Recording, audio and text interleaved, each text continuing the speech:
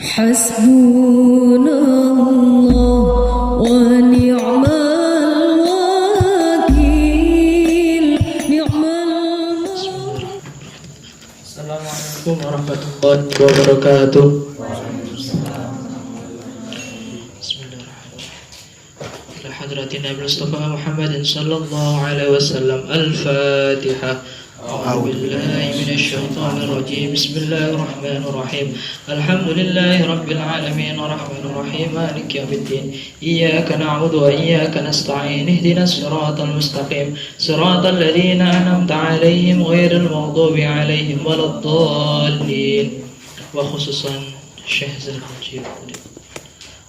Al-Fatihah. أعوذ بالله من الشيطان الرجيم بسم الله الرحمن الرحيم الحمد لله رب العالمين الرحمن الرحيم مالك يوم الدين إياك نعبد وإياك نستعين اهدنا الصراط المستقيم صراط الذين أنعمت عليهم غير المغضوب عليهم ولا الضالين قال مصنف رحمكم الله قال انفعنا به وبعلوم الدارين آمين آمين يا رب العالمين. Pada malam hari ini kita akan mengaji ta'lim muta'alim, masuk dalam bab keutamaan ilmu. Bismillahirrahmanirrahim. Wa syaraful ilmi utawi mulyake ilmu iku la yakhfa ala ahadin, iku ora samar-samar ing ngatasé wong kang suci.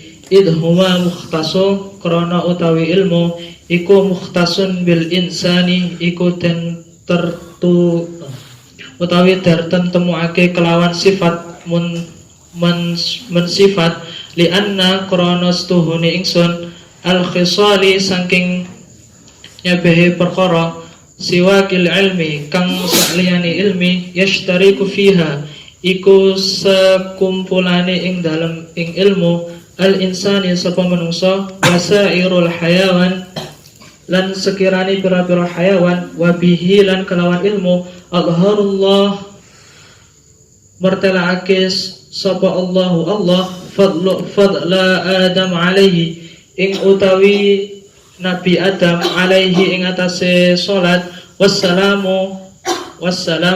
alal malaikati ing atase malaikat wa amaruhum paringaken ing Allah malaikat bis sujudi kelawan sujud lahu maring ing Adam. Wa fa inna ma syaraful ilmu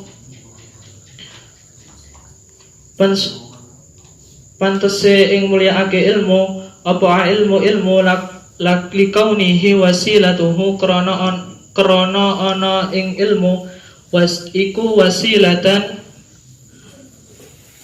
lan tarani ilmu ila taqwa maring taqwa alladzi yastahiqu kang mustahik ing wong bihi sebabe ing alladzi alkaramatu ing karamah indallahi ing dalem setuhune Allah was-sa'adati lan nyebabake ing ilmu al-abdiyatan kang langgenge ilmu kama kilali Muhammadin kaya yen den dawuhe maring Muhammad li Muhammadin bin Hasan bin Abdullah kaya dawuhe Muhammad bin Hasan bin Abdullah syi'ru apa syair Bismillahirrahmanirrahim ta'allam fa innal ilma zainu li ahli wa fadlu wa unwanun li kullil mahamidi ta'allamu luruhi sapa sira fa innal ilma kana sedune ilmu zainu iku duweni popuse ilmu li ahlihi maring ahline ilmu. Jadi keutamaan ilmu adalah sebuah perhiasan. Jadi sebuah perhiasan ini jika diibaratkan seorang itu punya kemuliaan. Sedangkan kemuliaan orang manusia itu tidak lepas dari campur tangan Allah terhadap ilmu yang diperoleh. Contohnya saja ketika sampean dari rumah menuju ke sebuah majelis ataupun yang dalam dunia pendidikan itu sudah ada nilainya. Jadi sampean masuk ke dalam suatu majelis itu sudah ada nilainya. Jadi sampean sudah ada niat itu sudah dihitung pahala. Jadi sampean mempunyai niat yang baik saja sudah tercatat oleh Allah sebuah pahala. Sedangkan ketika sampean sudah melakukan di sebuah majelis tersebut, otomatis pahala kalian akan digandakan oleh Allah Subhanahu wa taala. Terus dilanjutkan, wa kum mustafidan kulla yawmin ziyadatan minal ilmi was-sahba fil bukhuri wal fawaidi. Wa kun mustafida lan sira iku mertalake ingsun kulla yaumin ing atase saben-saben dina ziyadatan ing tambahan minal ilmi saking ilmu wasbah fi lan ngelakoni sira ing ilmu fi nujuri ing dalam sekabehane pira-pira faedah. Jadi sampean jika mempunyai ilmu yang bermanfaat, otomatis faedah-faedah yang sampean dapat dalam mencari ilmu itu akan turun sendiri. Contohnya faedah kan sebuah manfaat. Jadi sampean ketika mempunyai ilmu meskipun sedikit, contohnya saja kalau dalam keluarga itu ketika sampean mendidik dalam anak-anak sampean, contohnya paling sedikit mengajari membaca alif bata, itu sudah termasuk ilmu yang paling kecil. Itu juga jangan disembronokan. Jadi kalau guru-guru saya dulu berpesan kepada saya, meskipun ilmu yang kalian dapatkan itu sedikit tapi bermanfaat, itu lebih baik daripada ilmu yang banyak tapi nggak sampean amalkan.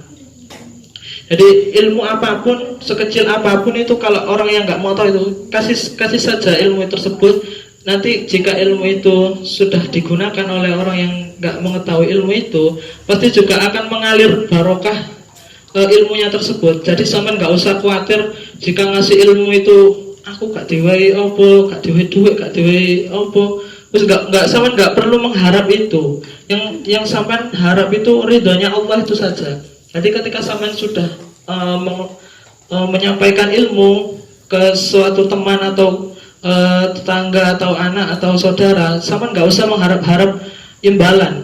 Jadi sampean cukup minta ridhonya Allah, ya Allah, saya sudah ikhtiar untuk mengajari si B, tapi saya tidak minta harap-harap imbalan, ya Allah, berikan saya barokah saja.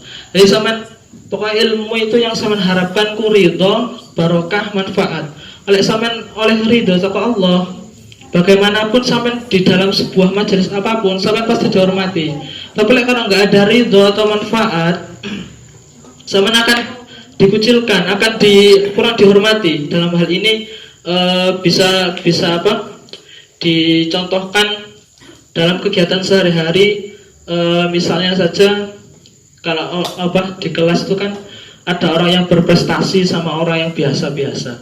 Tapi yang kita condongkan ini kan yang lebih dihormati kan orang yang berprestasi. Dan ini ilmu yang bermanfaat itu bukan berarti orang yang cerdas, bukan orang yang selalu mendapat nilai bagus atau yang disukai guru. Tapi ilmu yang bermanfaat itu ilmu yang bisa mengalir terus menerus selama ia mengamalkannya. Jadi sama nggak perlu aku ngamal no iki rek, tapi kok cek goblok kayak iki sing perlu dipertanyakan. Dalam hal ini bisa kita sangkut pautkan ke dalam sanad. Kalau dalam ilmu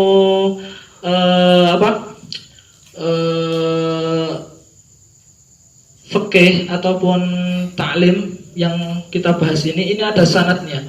Jadi sanad itu runtut, ada runtutannya, ada silsilahnya.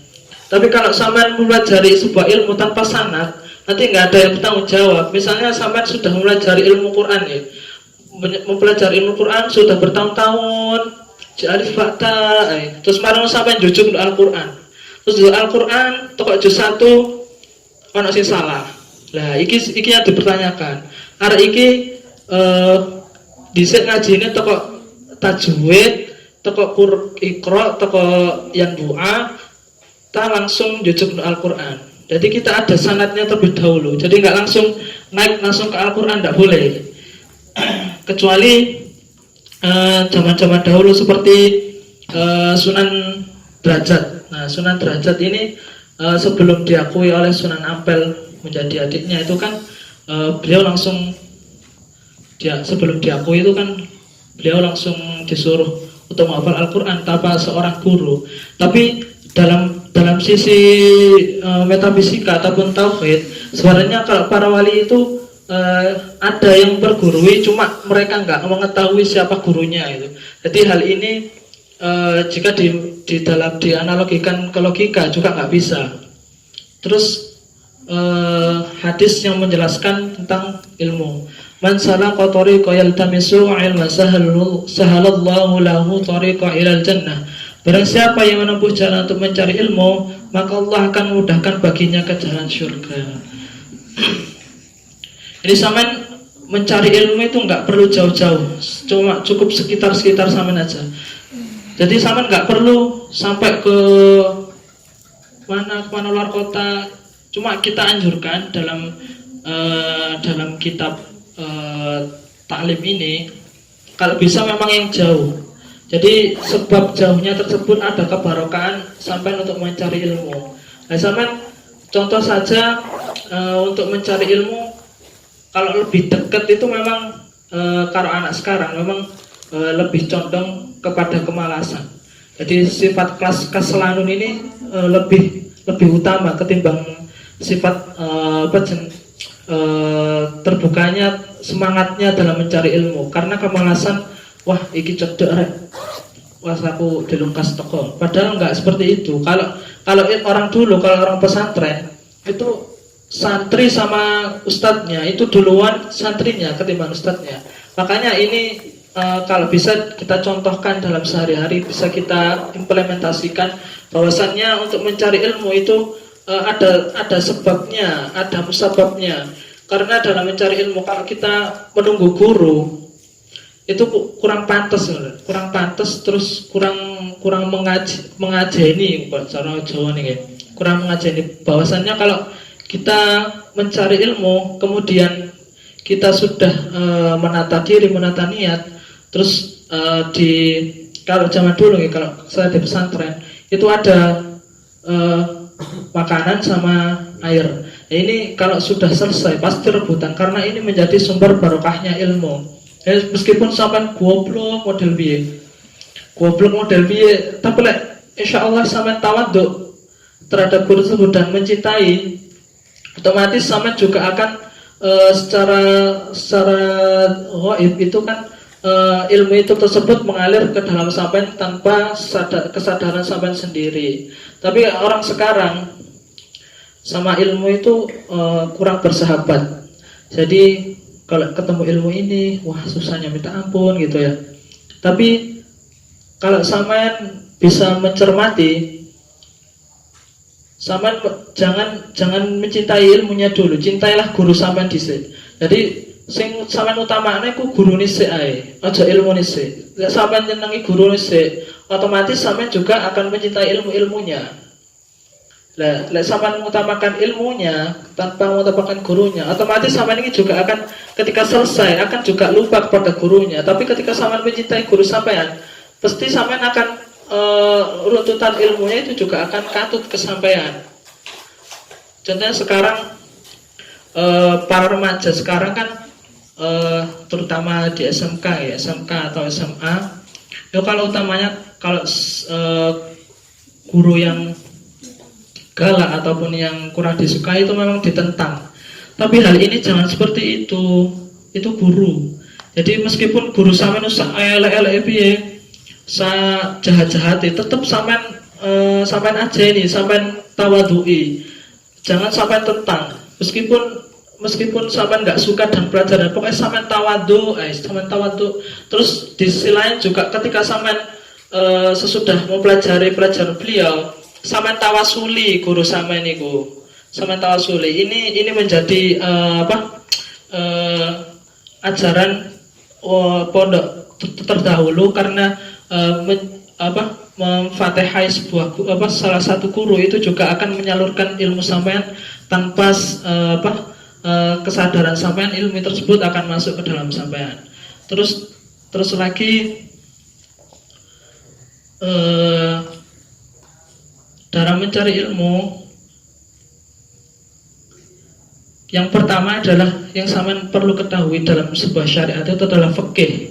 Jadi fikih ini ilmu yang paling utama dalam sebuah ilmu karena mencakup semua pelajaran-pelajaran yang dapat dalam Islam ataupun ke dalam umum. Contohnya saja kita padukan dengan ilmu umum. Contohnya saja seperti sholat, ini juga ada ilmu umum. Contohnya saja kalau kita di umum sholat itu juga diteliti ke dalam fisika, juga ke dalam biologi. Tapi kalau ke dalam syariatnya, kalau ilmu fikih itu sebagai penuntun kebaikan dan ketakwaan. Kalau kita nggak melajari fikih, terus tiba-tiba kita langsung mempelajari yang lebih tinggi dari fikih, itu pasti kocar-kacir. Karena fikih ini juga sebagai sumber ajaran sampean. Ya kalau sampean nggak pernah mempelajari fikih, nggak pernah mempelajari syariat, kalau sampean langsung jujuk ke laduni, itu namanya ilmu tanpa menuntut kepada guru. Jadi sampean itu goblok tanpa ilmu. Jadi misalnya Mas Arki ini langsung gak tahu ngaji syariat, gak tahu ngaji apa jenenge hakikat, thariqat makrifat, tapi langsung ngaji ndek laduni tauhid, otomatis kan goblok.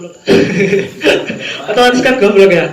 Tapi dalam hal ini bisa kita sampaikan kalau yang mau pelajari ilmu itu jangan langsung jujuk ke tauhid. Jadi sampai utamakan syariatnya, karena syariat ini juga menyangkut ke dalam ketauhidannya, karena bisa menjawab pertanyaan yang ada dalam sebuah ketauhidan. Contohnya saja kalau kita tawasul ataupun ketika wiridan, itu kan ada sebuah sirri. Lah misalkan sampean sudah mempelajari sebuah sirri, sudah mempelajari sebuah sirri dan sudah mengetahui manfaatnya, tapi sampean kalau ditanyain artinya apa, terus ini fungsinya apa, bagaimana mengimplementasikannya, terus sampean ya apa kok aku akhirnya sama nggak ngerti jalure dan nggak tahu syariatnya, nggak tahu hakikatnya, tiba-tiba langsung mempelajari ketauhidan. Ini namanya ilmu tanpa guru, sekaligus ilmu tanpa sanad juga bisa dikatakan seperti itu. Terus lagi ini ada cerita, jadi ada sebuah antara guru sama guru di daerah Arab Saudi, namanya tuh Syekh Abdul Ghais. Syekh Abdul Ghais ini iri dengan sama ulama. Jadi Syekh Abdul Ghais itu iri dengan ulama, tapi ulamanya ini sudah meninggal kurang lebih 15 tahunan. Jadi Syekh Abdul Ghais ini merasa dirinya itu paling benar, paling tawadhu, paling pokoknya top mula. Jadi dai ku ngenyek syekh yang lain yang sudah meninggal tadi. Apa sih ku kok malah sholawatan bareng. Jadi kalau anehnya di sini itu kalau orang yang meninggal itu akan khol ya, kalau di sana saya lupa namanya syekh itu di sana itu maulid. Jadi pakai maulid di sana itu pakai maulid. Tapi ketika bertemu dengan Syekh Abdul Ghais itu dia ngenyek, ono apa sih kok di maulidi ini kok sampai diselawati kok ini, kok apa istimewane.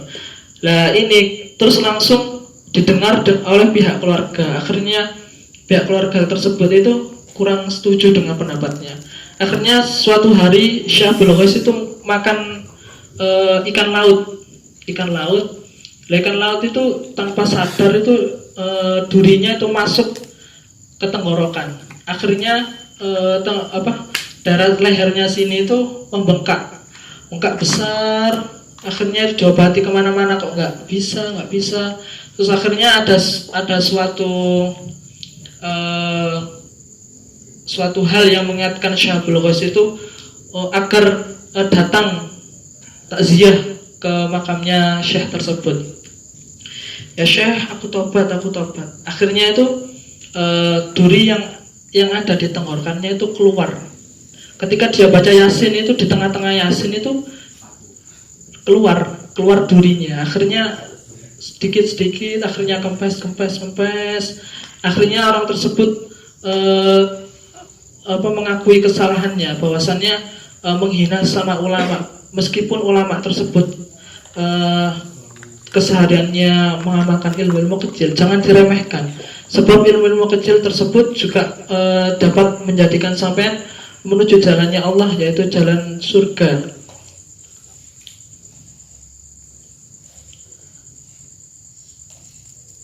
Terus dalam keutamaan ilmu yang lain, belajar itu harus payah nih. Saman kalau nggak payah itu kurang apa ya? Kurang greget. Jadi saman kalau mencari ilmu itu harus payah. Meskipun sulit, meskipun jaraknya jauh, sama lakoni ya. Insyaallah dengan campur tangannya Allah, insyaallah ilmu saman itu kan barokah.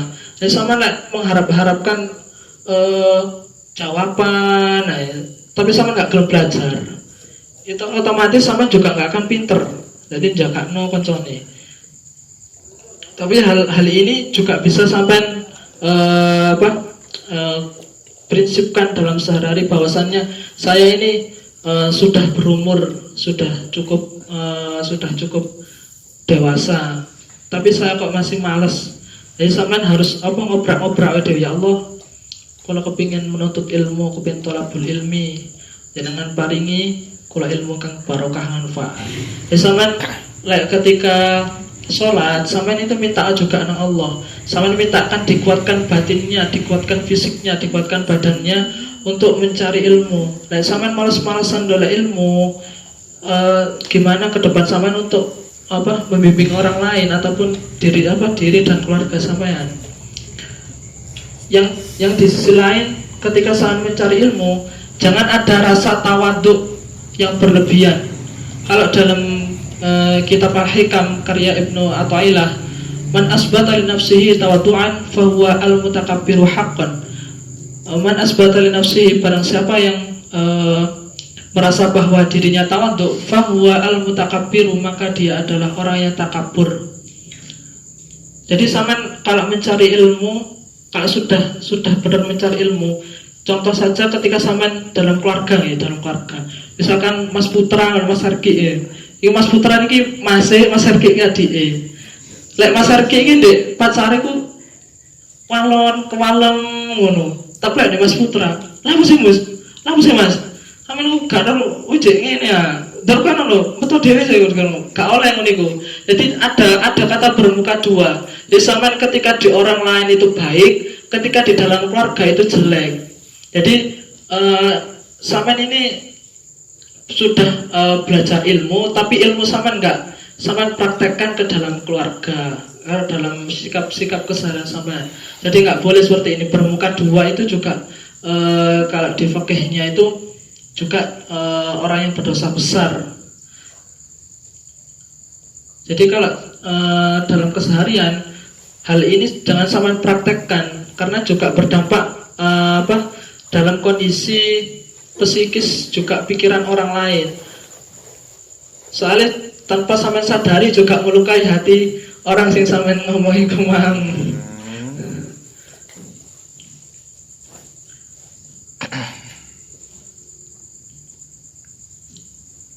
Terus kemudian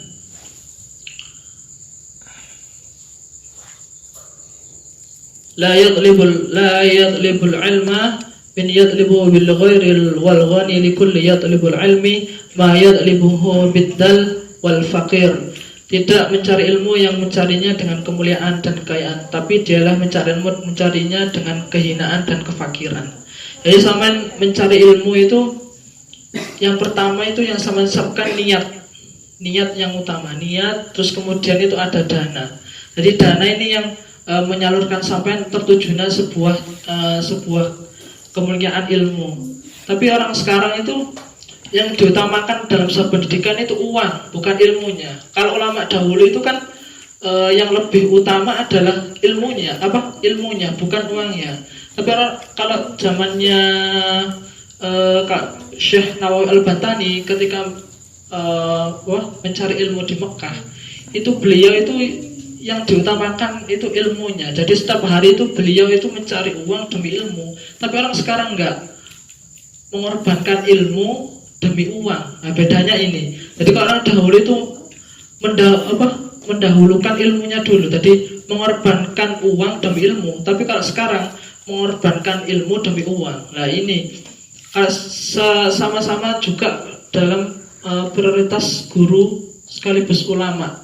Jadi kalau dalam ulama ini disebut ulama ahsanit takwim, itu ulama yang mengorbankan ilmunya demi harta, mengorbankan ilmu demi harta, mengorbankan harta demi ilmu. Tapi kalau asfala safilin itu mengorbankan ilmu demi harta. Wallahu a'lam bishawab. Rabbi fanfa'na bi barakatihim wahdina al-husna bi hurmatihim wa amitna fi tariqatihim wa mu'afati minal fitani. Rabbi fanfa'na bi barakatihim wahdina al-husna bi hurmatihim wa amitna fi tariqatihim wa mu'afati minal fitani. Rabbi fanfa'na bi barakatihim wahdina al-husna bi hurmatihim wa amitna fi tariqatihim wa mu'afati minal fitani. Hadanallahu wa iyyakum. Assalamualaikum warahmatullahi wabarakatuh. Waalaikumsalam warahmatullahi wabarakatuh.